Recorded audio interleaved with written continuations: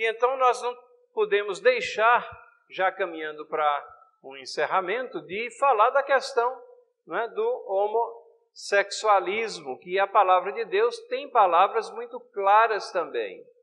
O homossexualismo é um relacionamento sexual entre pessoas do mesmo sexo.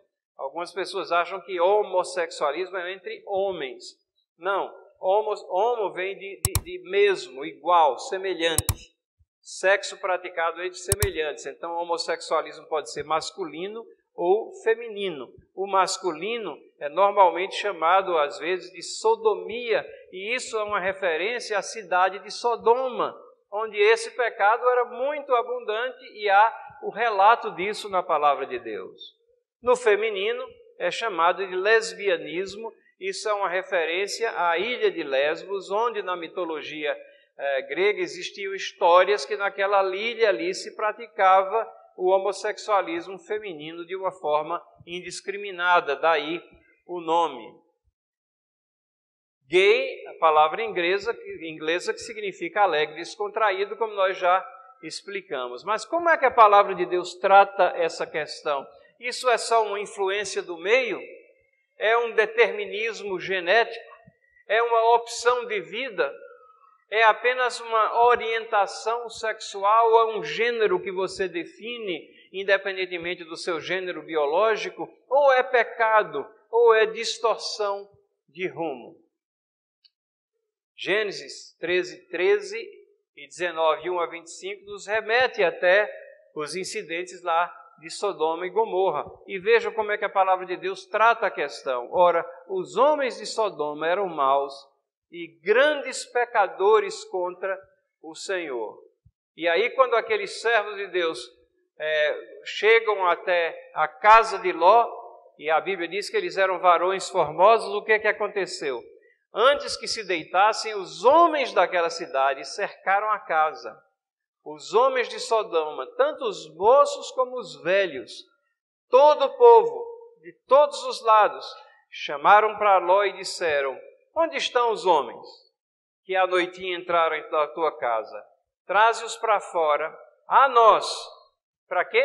Para que abusemos deles. Daí vem o nome sodomia, exatamente desses incidentes lá, e nós sabemos que o julgamento de Deus se processou sobre aquela cidade. O pecado ali era grande.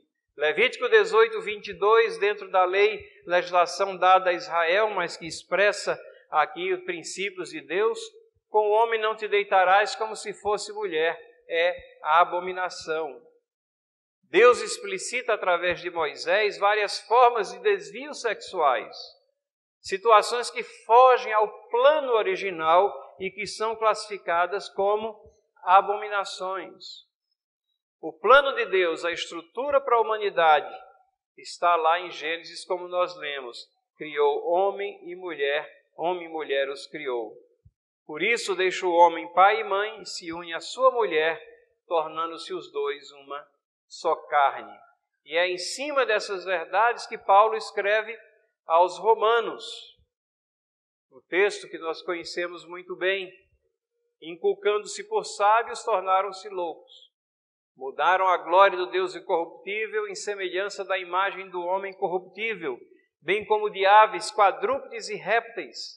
Distorção religiosa, as diversas religiões que não reconhecem o Deus supremo do universo, aqui capturada nesse verso. E Paulo continua: por isso Deus entregou tais homens à imundícia pelas concupiscências do seu próprio coração, para desonrarem seu corpo entre si, pois eles mudaram a verdade de Deus em mentira, adorando e servindo a criatura em lugar do Criador, o qual é bendito eternamente. Amém. Por causa disso, os entregou Deus a, vejam qual é o termo que ele usa, paixões infames, porque até as mulheres mudaram o modo natural de suas relações íntimas por outro, contrário à natureza. Semelhantemente, os homens também, deixando o contato natural da mulher, se inflamaram mutuamente em sua sensualidade, cometendo torpeza, homens com homens, e recebendo em si mesmos a merecida punição do seu erro. São textos que têm implicações enormes para nós como povo de Deus, como cristãos. A Bíblia apresenta sempre o homossexualismo como vergonha, como abominação, como perversão.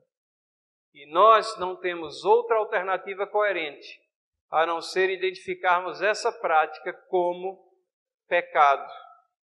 Sodoma e Gomorra foram destruídas pela promiscuidade sexual, inclusive entre pessoas do mesmo sexo, daí a origem do nome sodomia para a prática homossexual.